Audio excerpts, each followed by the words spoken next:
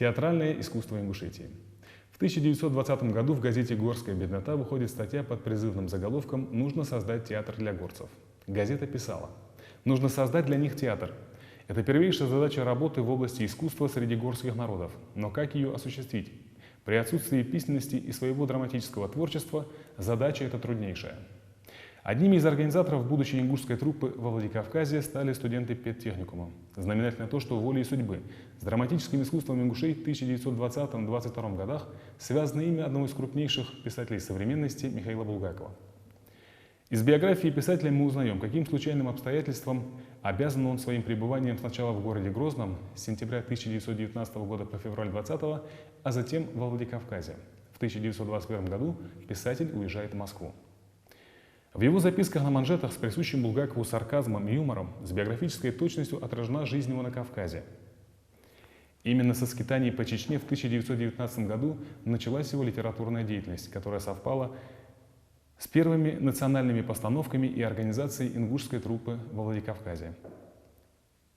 В 1920 году Булгаков получает назначение заведовать под отделом искусств там же, во Владикавказе. Работал он вместе с Тамарой Тонтоной Мальсаговой, сотрудницей ингушского отдела народного образования, которой принадлежала инициатива привлечь Булгакова как драматурга.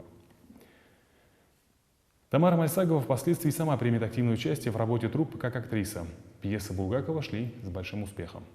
В одноактной самообороне Тамара Мальсагова играла главную роль. Содержание пьесы довольно простое по замыслу и сюжету, сводилось к следующему. Революционные события, политические волнения делают жизнь горожан небезопасной. Небольшой городской квартал решил сам защитить свои улицы от бандитов. Жильцы устанавливают ночные дежурства.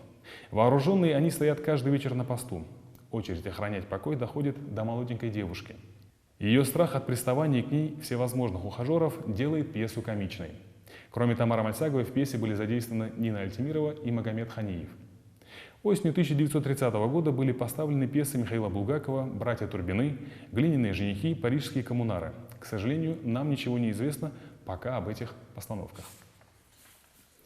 Сам Булгаков с большой иронией относился к своей драматической деятельности во Владикавказе. «Рвань все, и турбины, и женихи, и эта пьеса», — писал он. Речь шла о последней пьесе кавказского периода «Сыновья Муллы», написанной специально для ингушской театральной труппы. Молодой драм-кружок при ингушском отделе народного образования в 1920 году показывал свои выездные спектакли довольно широко. В Грозном, Базуркине, ныне село Чермен, Кантышеве, Насыркорте, Кискеме. Ставили пьесы Булгакова «Сыновья Муллы», «Самооборона», «Парижские коммунары», комедию Абдулгамида Сипсоевича Гойгова «Поминки» и пьесу неизвестного писателя «Пламя», а также другие произведения. В этом же году во Владикавказе возникает народная драматическая студия, в которой Булгаков преподает. Во Владикавказе его хорошо знали. Он часто выступал с лекциями о литературе и музыке, открывая концерты вступительным словом о композиторах. Вел занятия в драматической студии и Народном университете. Затем в 1921 году открывается Народный художественный институт с театральным факультетом. В Ингушетии, как и в других соседних республиках, в это время создается множество драматических кружков художественной самодеятельности. В первом ингушском драматическом кружке занимались юноши и девушки: Тамара и Нина Укуровы, Нина Бекбузарова, Ахмед Горбаков, Магомед Ханиев, Яков Пенкович. Помимо этих любителей, в кружке были задействованы два бывших петербургских актера Федоров и Богусловский. Впервые в Ингушетии они показали на профессиональной сцене театра национальный спектакль. Пьеса «Сыновья Муллы», написанная на местном материале. Особенно пришлась по сердцу горцам. Премьера состоялась 15 мая. На афишах было написано: «Смотрите пьесу в 3 актах, которая повествует о жизни ингушей».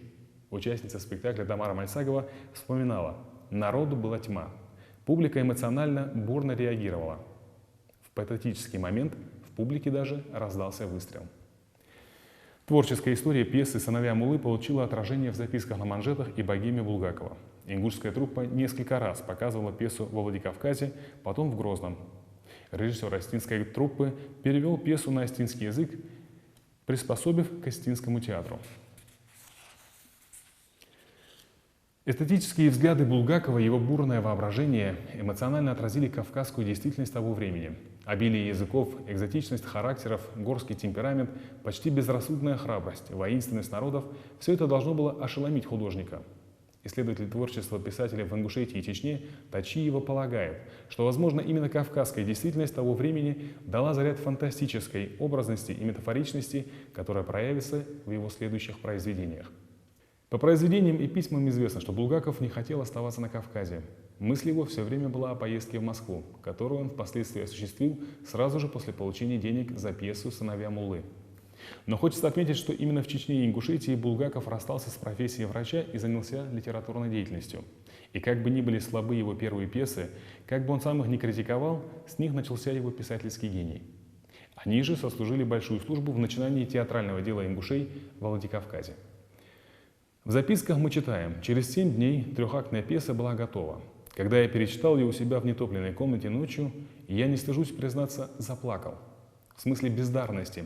Это было нечто совершенно особенное, но потрясающее. Что-то тупое и наглое глядело из каждой строчки.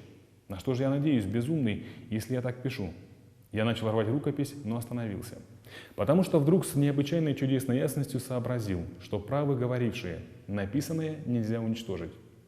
Порвать, сжечь, от людей скрыть. Конечно, эту изумительную штуку и я сочинил. Конечно». Большое значение эти пьесы имели главным образом потому, что в это время практически отсутствовала национальная драматургия, а тяга к театру была велика. Драматические кружки быстро приумножались. Поэтому изумительная штука Булгакова пришлась ко времени. С 1920 по 1921 год Булгаков работает сотрудником отдела политпросвета при Ингушском отделе народного образования.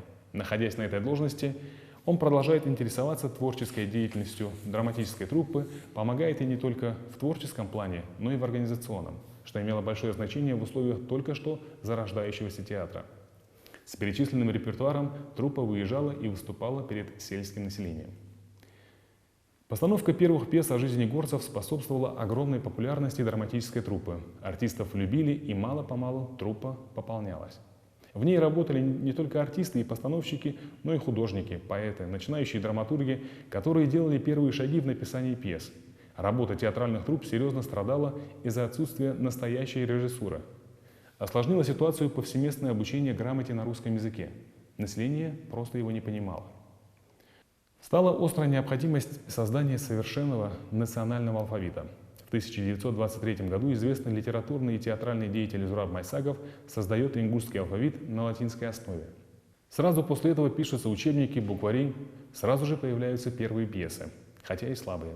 Они ставились потому, что были максимально приближены к местной жизни, психологии, нравам ингушей.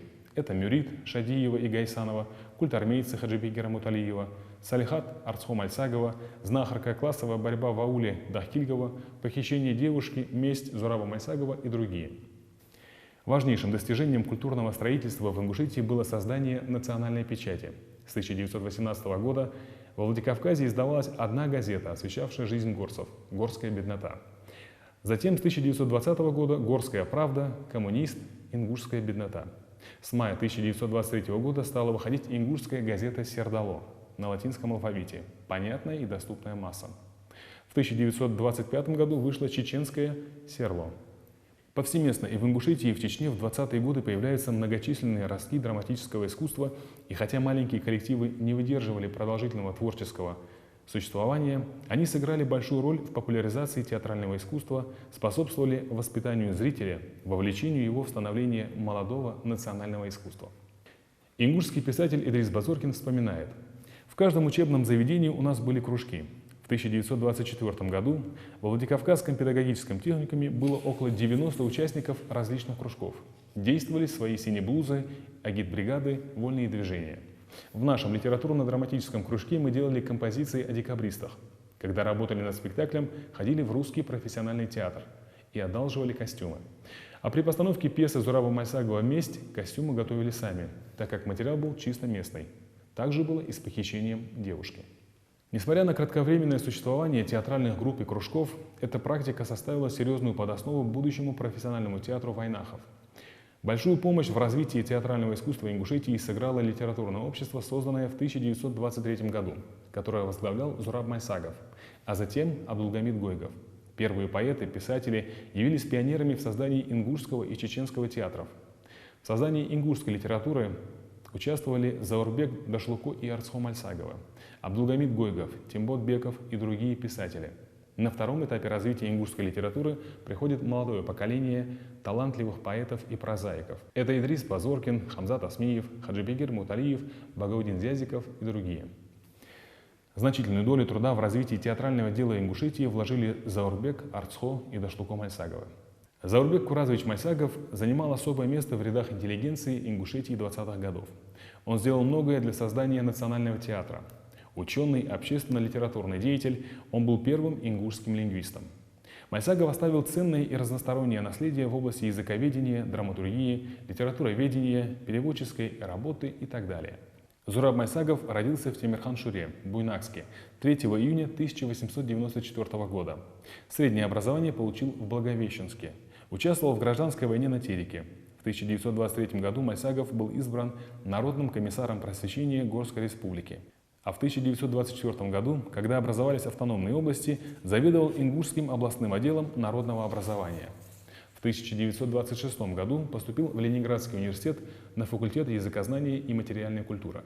В 1922 году Зураб Мальсагов представил проект алфавита на латинской основе, который был утвержден с некоторыми изменениями. Ему принадлежит первое художественное произведение на ингушском языке, написанное для театра – пьеса «Похищение девушки», появившаяся в печати в 1923 году. Значительным явлением в ингушской литературе явилась другая его пьеса «Месть», в которой остро критиковалась политика царской администрации и суда. Появление пьес «Похищение девушки», «Месть» сыграло важную роль в создании Ингушского национального театра. Они легли в основу первого творческого репертуара ингушских любительских коллективов. Просветительская деятельность Зураба Мальсагова была разносторонней. Его вместе с художником Хаджибекиром Ахриевым часто привлекал к участию в экспедициях археолог и этнограф Леонид Семенов. Если Заурбеку и Дашлуку принадлежат первые шаги в национальной драматургии, то Арцхо Мальсагов – один из светлых образов войнацкой просветительской деятельности начала века. Он родился в 1898 году, 11 апреля, в селе Альтиюрт. В 1916 году Арцхо поступает в Воронежский кадетский корпус. Высокому поджарому горцу легко давалось обучение. Он прекрасно танцевал венгерский танец чардаш, фехтовал, обучался музыке, живописи, серьезно изучал литературу. После выпуска из кадетского корпуса он заканчивает артиллерийское училище в Петербурге. Оттуда был направлен на русско-германский фронт в Ингушский конный полк. Офицер 77-го артиллерийского ингушского полка, он остался при отступлении белых на Кавказе. Когда разгорелись жесточайшие боевые действия против Деникина, Мальсагов принимал участие в этих боях, и его командой была захвачена артиллерия, из которой единственный артиллерист из Ингушей Арцхо умел стрелять. При Горском пединституте во Владикавказе он закончил аспирантуру и там же преподавал. В 1926 году в Русском городском театре Владикавказа Арцхо делает новую попытку организовать драматический кружок, который просуществовал около года и распался. Однако следующая попытка создать театральный коллектив будет более удачной. В 1930 году он собирает первый ингушский любительский драматический театр, на основе которого вскоре образуется профессиональный коллектив. Большую живительную силу дальнейшему развитию ингушского и не только ингушского театрального искусства дала Олимпиада искусств народов Северного Кавказа. В ходе ее подготовки драматические коллективы мобилизовали все свои силы и возможности. Перед основным выступлением в Ростове труппы провели репетиционные олимпиады у себя. 7 ноября 1931 года в городе Орджоникидзе началась Олимпиада ингушей и осетин. 12 ноября проведена областная Олимпиада чеченского народного искусства. Она была представлена самыми разными видами искусств – народными танцами, музыкой, песнями, литературным и поэтическим творчеством, национальным театром. К тому времени профессиональные коллективы были в Дагестане, Северной Осетии, Кабардино-Балкарии, Черкесии, Карачае. Ингушский театр при Орджоникидзевском институте усиленно готовился к фестивалю. Им руководил Арцхо Мальсагов. В работе коллектива участвовала адыгейская эстрадно-хореографическая труппа. Она оформляла сценические представления пластическими рисунками и хореографией. Специально для фестиваля в Ростове Дашлуко и Арцхо Мальсаговыми была написана пьеса «Перелом», вспоминает Идрис Базоркин. Она представляла большую ценность для национального театрального искусства, поскольку была написана местными авторами, просвещенными людьми, деятельность которых и в последующем сыграет немаловажную роль в становлении войнацкой культуры и просвещения. Несмотря на повсеместное внедрение пролетарской культуры, свойственной эпохи, в пьесе много элементов сугубо национального фольклора и нравов. Национальные обычаи, как ни требовало тогда время, авторы не обличают. Поэтому в критической статье к пьесе «Перелом» Милославский пишет, что наиболее сильные в пьесе, однако, именно те картины, в которых рисуется старый быт. Одним из крупных недостатков пьесы является то, что хоть и говорится, что Адаты представляет из себя орудие классовой борьбы в руках кулаков и мул, но это почти не показано. В первых действиях Адаты разоблачаются главным образом в плане бытовом, а не политическом. Несмотря на целенаправленное воздействие идеологии на культурное развитие в среде ингушской интеллигенции 20-30-х годов, отмечалось тяготение к национальным традициям, колориту.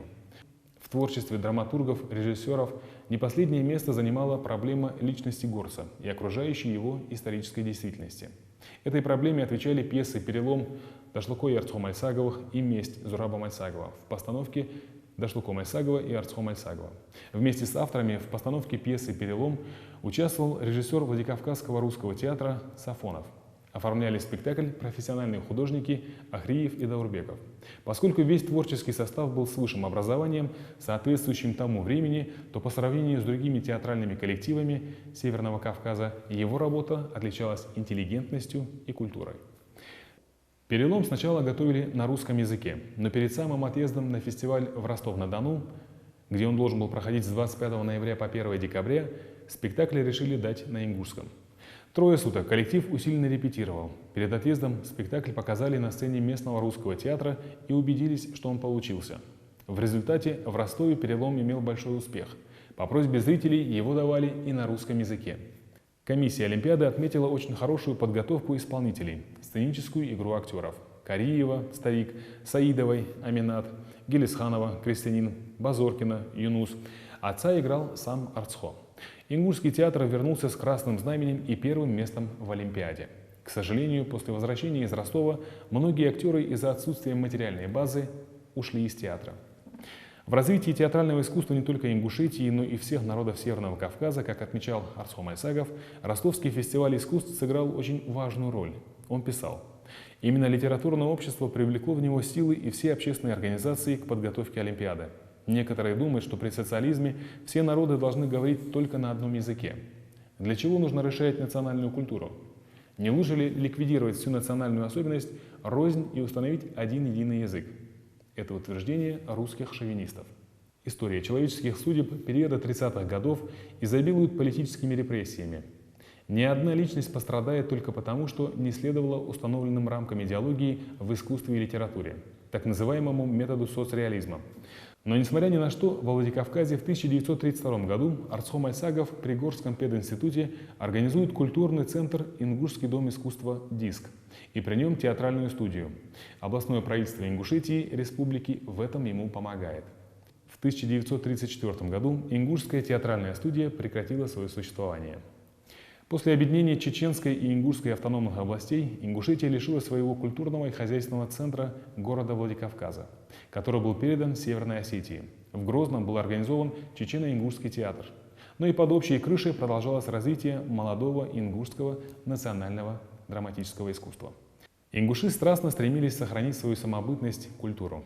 Об этом свидетельствуют и воспоминания Мустафы Льянова. Примерно в ноябре 1936 года, писал он, будучи директором Чечено-Ингушского театра, я пришел к Али Исаевичу Гарчханову. Тогда он был председателем Чечено-Ингушского облисполкома и членом ВЦИК РСФСР и СССР.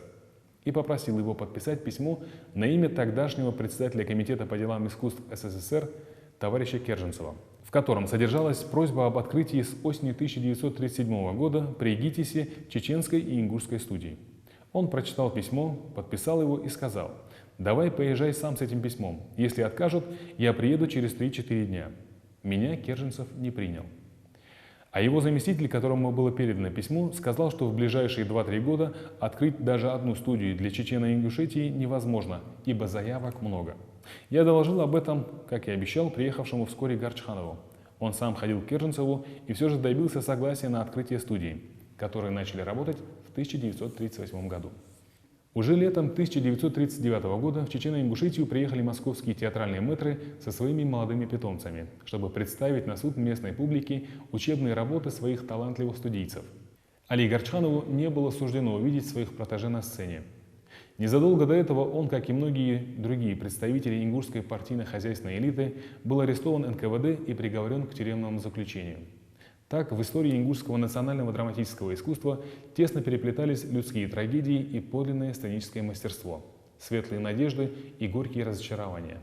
Впереди была бесчеловечная сталинская депортация ингушского и чеченского народов, нанесшая страшный удар по их национальному искусству и культуре. Подлинное возрождение ингушского театрального искусства, уничтоженного тоталитаризмом, началось лишь в начале 70-х годов прошлого столетия. В 1973 году в Ленинградском институте театра, музыки и кинематографии была создана ингушская студия, руководителями которой стали народный артист СССР профессор Василий Меркурьев и его супруга Ирина Мейерхольд. Выпускники этой студии Хаджипекар Булгучев, Айшат Кадзоева, Батыр Даскиев, Мурат Тхостов, Любовь Эсмурзиева, Руслан Боков, Магомед Беков, Руслан Наурбиев, Ибрагим Беков, Иса Чехкиев заявили о себе на родине постановкой героической драмы Саида Чехкиева «Когда гибнут сыновья». Режиссером-постановщиком спектакля стал лауреат Государственной премии РСФСР, заслуженный деятель искусств ЧССР Руслан Хакишев, а режиссером – народный артист ЧССР, лауреат премии Ленинского комсомола ЧССР Магомед Цицкиев. Этой постановке предшествовали замечательные студийные работы молодых ингушских актеров. Премьера их первого студийного спектакля по пьесе Гальдони «Слуга двух господ» состоялась в Малгобеке еще во время учебы в Ленинграде. Ингушская труппа Чечено-Ингушского драматического театра имени Хампаши Нурадилова в последующие годы приковывала к себе неослабевающее внимание театральной общественности. Летом 1984 года к ней пришла всесоюзная известность. Ингушские актеры во время московских гастролей блестяще сыграли на сцене МХАТа имени Горького. Советский журнал «Театральная жизнь», рассказывая об их постановках, писал: «Свидетельством высокого гражданского коллектива явился его спектакль «Иду в путь мой» Проханова и Герчикова.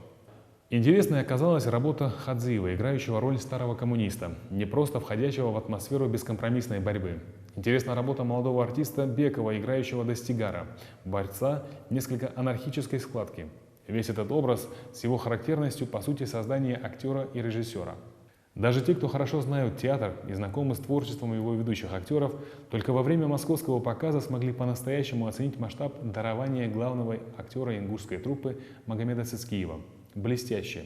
Трудно найти другое, менее затертое, но зато более точно выражающее суть дела слова, выступившего в различных ролях: старика Агаба, когда арба перевернулась, Городничего в «Ревизоре» и советского журналиста Волкова в «Иду в путь мой». Образу Агаба как бы аккомпанировали образ друга Агаба Карпи, мягко, тепло и лирично воссозданный Хадзиевым, и образ простодушной Таси, ставшей матерью последнего сына Агаба, его надежды, оправдания его жизни. Эту трудную роль с величайшим тактом сыграла прекрасная актриса, от которой многого может ждать ингушская сцена – Эсмурзиева. И, наконец, «Ревизор», решенный Хакишевым, как грустный во всем блеске комедийной выдумки рассказ об уродливой жизни людей. Столичная критика с интересом отмечала игру в «Ревизоре» Магомеда Цицкиева, Городничий, Хадзиева, Земляника, Тхостова, Хлестаков, Эсмурзиевой, Мария Антоновна, Бекова, Шпекин. Уже тогда зашла речь о создании в Грозном ингушского драматического театра.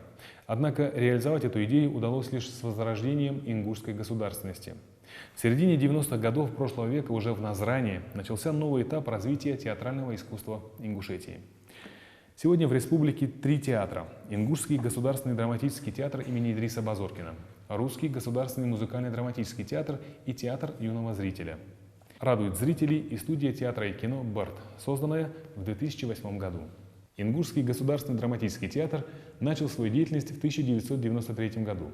Костяк театра – выпускники Ленинградского государственного института театра, музыки и кинематографии «ЛГИТМИК». Это была первая ингушская театральная студия, созданная в июле 1978 года при Чечено-Ингушском государственном драматическом театре имени Хампаши Нурадилова.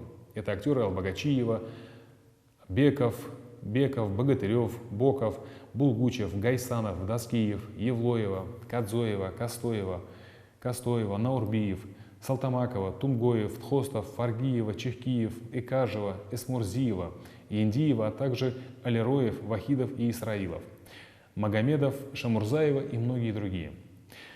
Это была высокая профессиональная школа в мастерской народного артиста СССР Василия Меркурьева и Ирины Мейерхольд, дочери знаменитого режиссера Всеволода Мейерхольда.